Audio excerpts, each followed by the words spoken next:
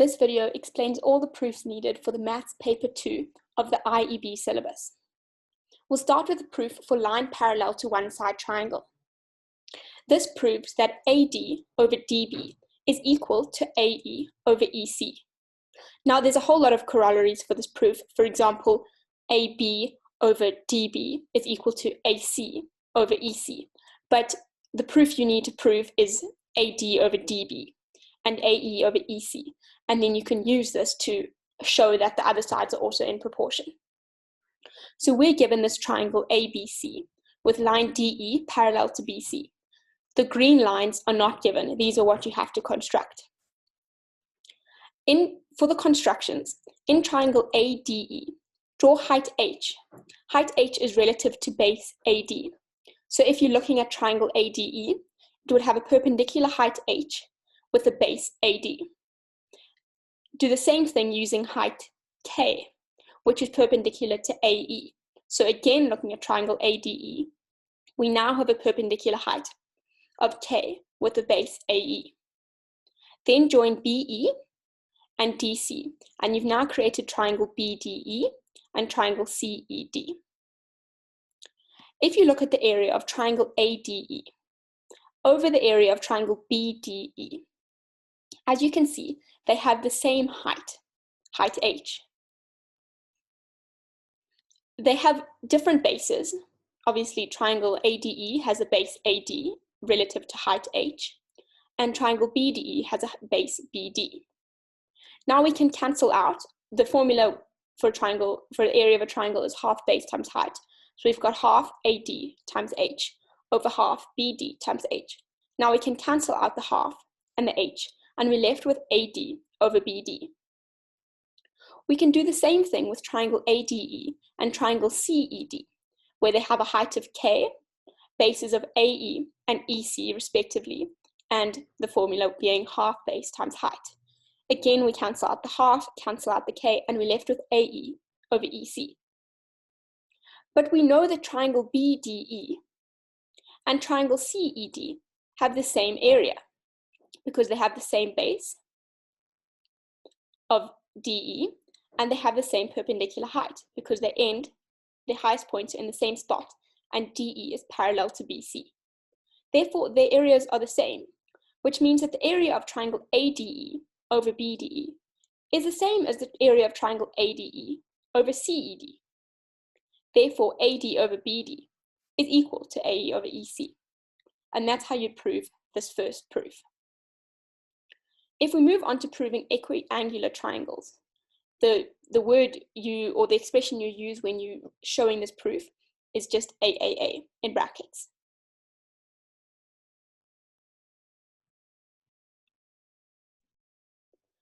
By proving these equiangular triangles, we're also proving that these two triangles are similar triangles.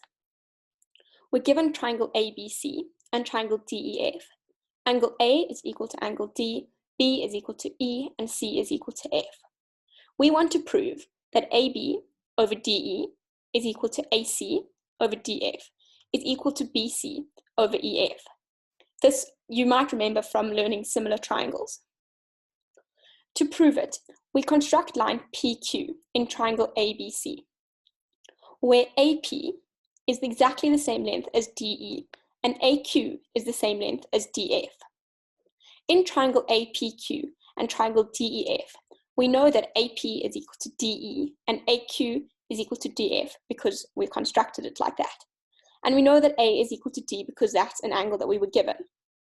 Therefore, triangle APQ and triangle DEF are congruent because of side angle side. But therefore we know that angle PAPQ is equal to angle E because they are congruent triangles. But because angle E is equal to angle X, P must also be equal to X. And because P is equal to X, PQ must be parallel to CBC because corresponding angles are equal. And because PQ is parallel to BC, AP over AB must be equal to AQ over AC. This relates to this proof that we proved above. But because AP is equal to DE and AQ is equal to DF, we can change this equation to make it DE over AB is equal to DF over AC. We can do the same thing where instead of drawing in PQ, we draw in line XY. Now we've drawn that BX is equal to DE and BY is equal to EF. We prove exactly the same proof as above, and we get that DE over AB is equal to EF over BC. But since DE over AB is equal to DF over AC, DF over AC must also be equal to EF over BC, and therefore all three expressions are equal. And because of this, we know that these two triangles are similar.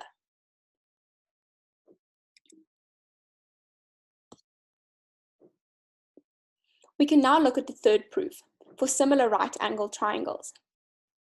We're given triangle ABC, where angle A is 90 degrees. We want to prove that AB squared is equal to BD times BC, AC squared is equal to CD times CB, and AD squared is equal to BD times CD. We construct line AD, where AD is perpendicular to BC. We now have two triangles, well, three, BAD, ADC, and the big original triangle ABC. If we let angle B equal x, angle A1, so angle BAD, must be 90 degrees minus x because of angles in a triangle, because we know here that D1 was already 90 degrees. A2 must equal to x because they're adjacent complementary angles. Altogether, they must equal 90 degrees. And C must equal 90 minus x because of angles in a triangle must always equal 180 degrees. In triangle ABC, BAD, and ADC, we want to prove that they're similar. We're going to do it as all three triangles together rather than proving two are similar, the next two are similar, the next two are similar. First, we look at angle A, the whole of angle A.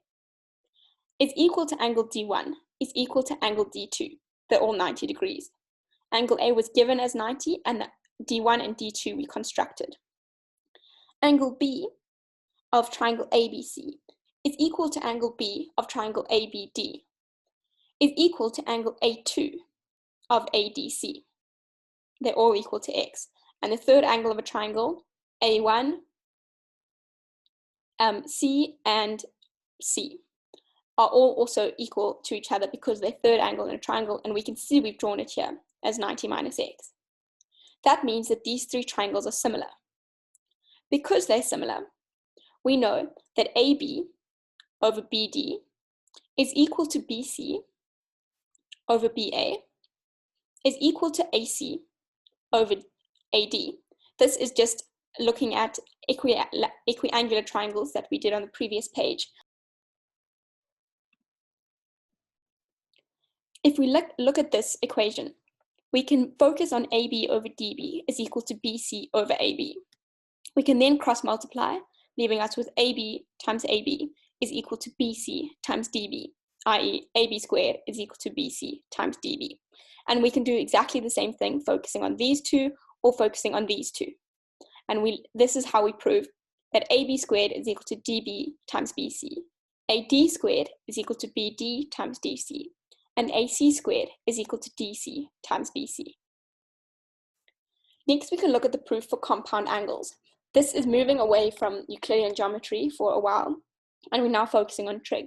They basically never ask this proof. We're given this diagram. POX is equal to angle A, and QOX is angle B. This means that POQ, this little angle here, would be angle A minus B. We want to prove that cos of A minus B, so cos of this angle, is equal to cos A cos B plus sine A sine B, i.e. the compound angle formula for cos A minus B. To prove it, we let OP and OQ equal to 1 unit. To find the coordinates of P, we must first look for the x coordinate. X over R with respect to angle A is cos A. And we can do the same thing for sine to find the y value. We go y over R, which is sine, sine A, because it's this angle. And we do the same thing for point Q, where we have cos B, sine B. If you're struggling to understand this, just draw yourself a picture of the plotted point P and plotted point Q on two separate Cartesian planes, drop yourself perpendicular, and try and work with angle A, B, and a radius of 1 for each of them. So therefore, we know that P is the point cos A, sine A, and Q is the point cos B, sine B. Using the distance formula, which we learned in analytical geometry, we know that PQ squared is equal to cos A, the x-coordinate of P, minus cos B, the x-coordinate of Q, plus sine A minus sine B, both of those terms squared. The distance formula we usually see as PQ is equal to the square root of this, but we can just square each side to get it as PQ squared. We can then multiply the difference, the term squared, and we get cos squared A minus 2 cos A cos B plus cos squared B, and the same thing for this term. And we then join like terms and get 2 minus 2 cos A cos B minus 2 sine A sine B. Because of this, cos squared A plus cos squared B plus sine squared A plus sine squared B would give us 1 plus 1, which is 2. We got the minus 2 cos A cos B there, minus 2 sine A sine B from there. And then we can use the cos rule. PQ squared is equal to 1 squared, PO, so the length PO, plus 1 squared, the length QO, minus 2 times 1 of cos A minus B.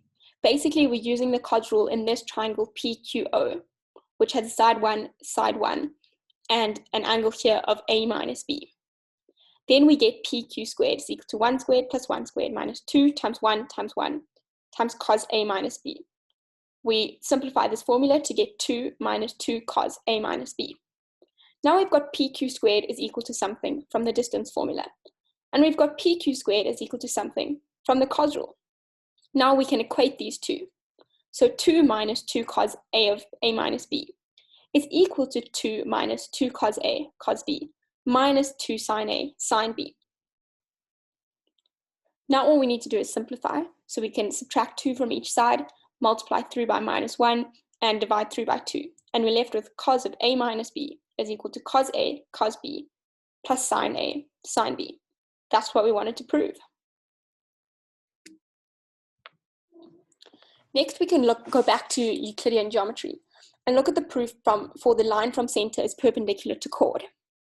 So we're given circle with center O, with chord AB over here, and where OM is parallel to AB. They've told us that the line from center is parallel to the chord. What we want to prove is that it bisects this chord, i.e. AM is equal to MB. To prove this, we draw radii OA and OB, and then we look at the triangle OAM and the triangle OBM. We know that OM is equal to OM because it's the same line, it's common. We know that M1 is equal to M2 because they're 90 degrees and this was given to us. And we know that OA is equal to OB because they're both radii and a radius of a circle is always the same length. Therefore, we know that OAM and OMB, the two triangles, are congruent because of the right angle, hypotenuse, and another side. And because of that, we know that these two sides of the triangles are equal. AM is equal to MB. That's quite an easy proof, but it's sometimes asked, so it's good to learn it. The next proof is to prove that the angle at center is equal to 2 times the angle at the circumference. This is another common proof that is asked. We're given circle with center O, with arc AB subtending AOB at the center of the circle, and subtending ACB at the circumference. We want to prove that AOB is double the magnitude of ACB.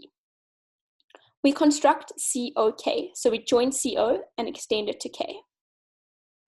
We let AOK equal to 2x, equal to 01, and we let BOK equal to 02, just so we find it easier to label them. We then let C1 equal to x. That means that A is also equal to x because AO and CO are radii, which means that it's an isosceles triangle, so they're the same side angles. That means that O1 must be equal to 2x, because the exterior angle is equal to the sum of the opposite interior angles. So x plus x is 2x. We do the same thing on the other side with y, where C2 and B is equal to y. O2 is equal to 2y. That's supposed to be a y, not an x.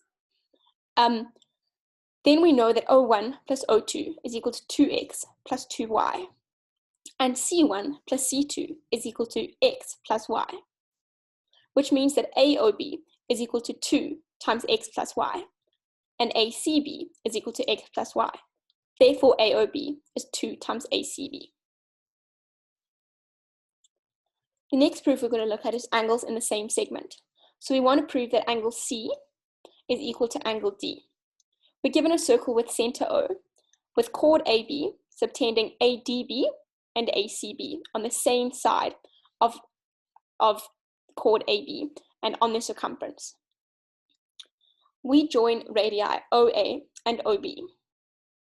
Angle O1, which is the obtuse angle AOB, is equal to 2 times the angle of ADB, because of the proof that we just proved angle at center is 2 times angle at circumference. And the same thing where O1 is equal to 2 times ACB. Again, exactly the same proof that we used to show that. Which means that 2ADB must be equal to 2ACB, because they're both equal to O1. And then we divide through by 2, and we're left with ADB is equal to ACB. The next proof we can look at is opposite angles of a cyclic quad. We want to prove that the opposite angles of a cyclic quad are supplementary.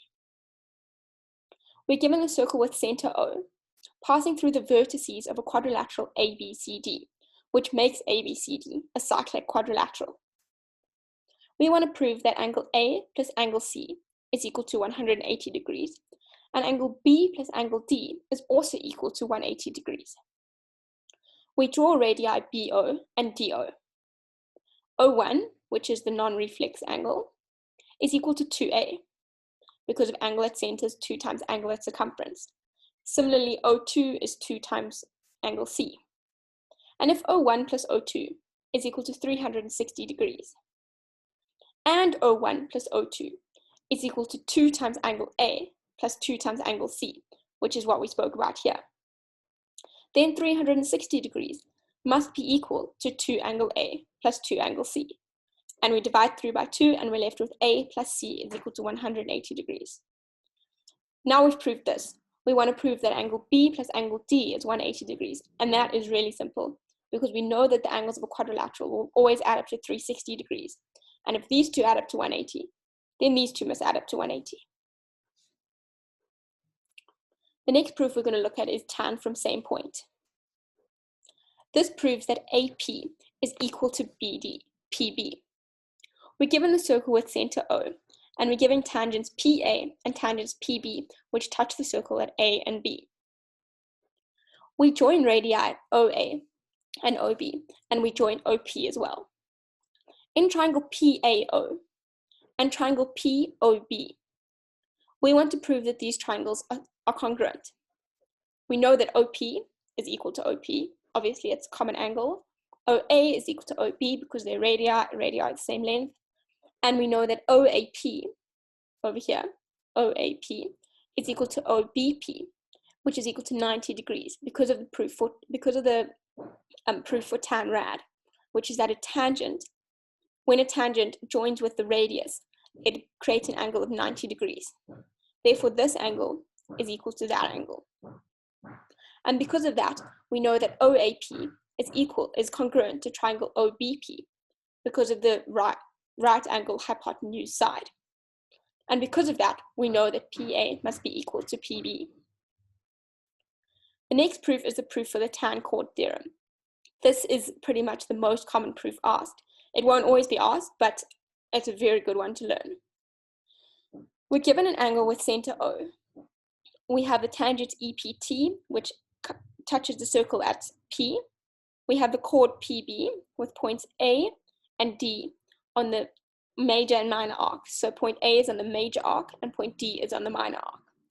We want to prove that BPT is equal to A, tan chord, and EPB is equal to D. To prove it, we draw diameter PC. So we join PO and we extend it to C, creating a diameter. And we join BC. We know that P1 plus P2 is equal to 90 degrees because of tan rad. And we know that CBP is also equal to 90 degrees because of angle in a semicircle. So the angle subtended from a diameter is 90 degrees.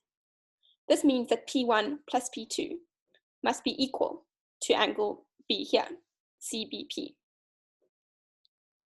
We know that P1 plus C must also equal 90 degrees because of angles in the triangle CBP. Therefore, P2 must be equal to C because of P1 plus P2 is 90 degrees and P1 plus C is 90 degrees.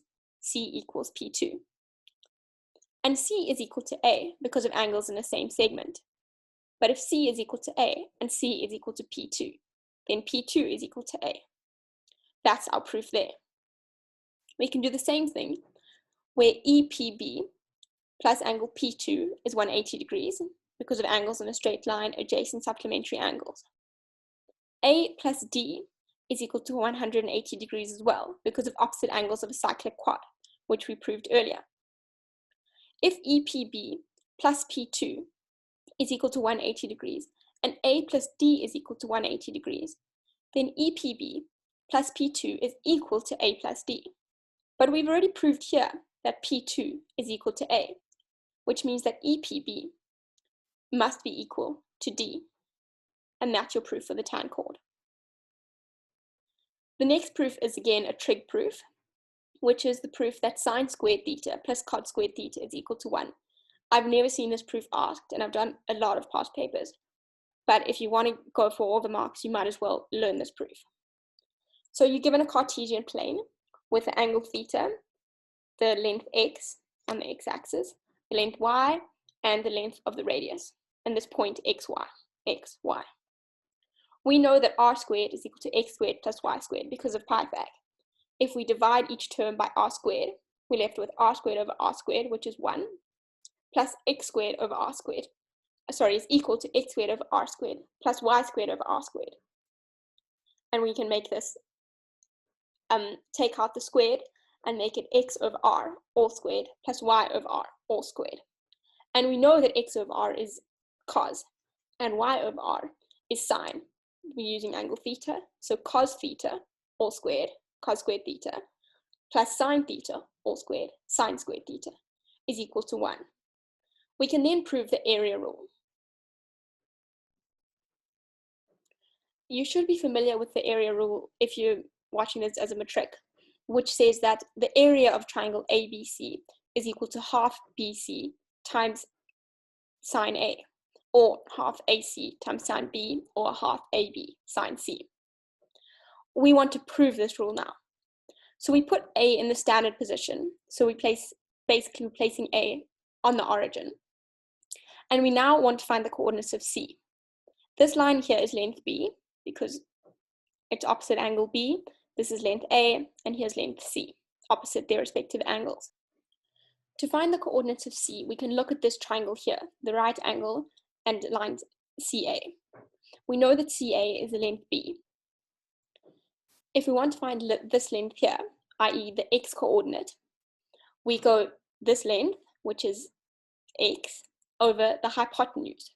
So x over b is equal to cos A because it's x over r, which is cos A. And we know that this should be a negative coordinate because this angle is in fact 180 degrees minus A, where this is actually angle A. But we're working with lengths, so lengths will always be positive. So we call it b cos A. Now we can find the y coordinate by doing the same thing using this line, the y line, and we go y over r, which would be sine A. So y over b is equal to sine A, therefore y is equal to b sine A. The area of any triangle is a half base times height, which is perpendicular height. We know the perpendicular height here, which we've drawn, and we know that it's the height b sine A. Therefore, the area of triangle ABC would be a half CB sine A, because b sine A is the y coordinate, which is the height. So a half times b sine A, the height, times c, this length AB. And we rewrite that, just swap the b and c as a half bc sine A. That's the area rule. We can do the same thing by placing b in the standard position, put the origin here, and prove that ABC is equal to a half AC sine B. And the same thing, placing C in the standard position. When you're proving this, you don't need to draw the diagrams. All you need to do is write, as I did, similarly by placing B in the standard position. We can prove that, ...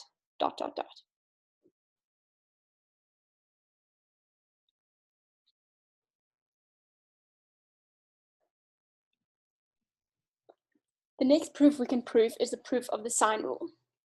We're given 3 diagrams where we drop a perpendicular height. In the first diagram, A is in the standard position. In the second one, B is in the standard position. And then the third, C is in the standard position. For each of these, we can get the coordinates of B, C, and A. We do this by doing what I did on the previous page and working with this triangle here and finding the coordinates of angle B, of point B. And again for C and A. If you're struggling with finding the coordinates of this, you can learn it off by heart because this is a proof and it's recommended to understand it, but you should be okay if you just learn these proofs off by heart. But if you'd like to try and understand it better, you can send one of us a message and we can explain how we got these coordinates. In figure 1, we have the coordinates B as C cos A, C sine A. Figure 2, we have C as A cos B, A sine B. And in figure 3, we have A with B cos C, B sine C. Now we know that the area of triangle ABC is equal to a half base times height, which is equal to a half BC sine A, a half AC sine B, and a half AB sine C. This is what we proved on the previous page. Now we simply divide each term through by a half ABC. If we divide this by a half ABC, we're left with sine A over A. If we divide this, we're left with sine B over B, because the A cancels out, the C cancels out, and the half cancels out. And for this, we're left with sine C over C. And we know that all these 3 expressions are equal, which means that these 3 expressions are equal because we divided through by the same thing on each one. And we can simply invert each of these fractions to get A over sine A is equal to B over sine B is equal to C over sine C. So if we look at that with reference to, for example, triangle 1, this length A over this angle sine A is equal to length B over the angle sine B is equal to the length C over sine of this angle C. Lastly, we can work with the cos rule. We use the same diagram as on the previous page for the area rule, where we've got the point C with coordinates B cos A, B sine A, and this point D here. We've placed A in the standard position for this. Point D has the coordinates B cos A and 0. It's got a height of 0. And point B has the coordinates C, because of the x, the length C, and again, a y coordinate of 0.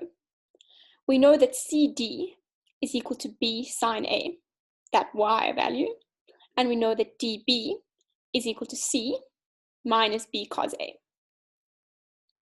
In triangle CBD, this big triangle, we know that CB squared is equal to CD squared plus DB squared. That's simple Pythag.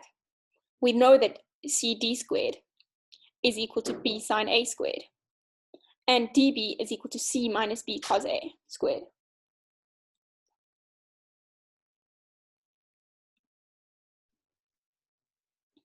We can then simplify this expression, and we get B squared times sine squared A plus C squared minus 2BC cos A plus B squared cos squared A.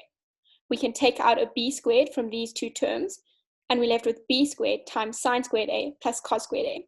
But we know that sine squared A plus cos squared A is equal to 0, is equal to 1. So it's simply B squared. We've got the C squared term, and we've got minus 2BC cos A. And here, we can simplify this expression further to make CB squared is equal to a squared is equal to b squared plus c squared minus 2bc cos a. This is the cos rule. And we can do the same thing when we place b in the standard position or place c in the standard position, and we can get the b squared is equal to a squared plus c squared minus 2ac cos b. And c squared is equal to a squared plus b squared minus 2ab cos c.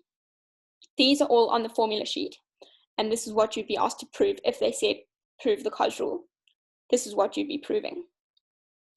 If you have any questions about this or about any of the proofs, or if you maybe found another way to prove it and you want to check if your solution is right, you can send us a message or get in touch with us and we'll help you out.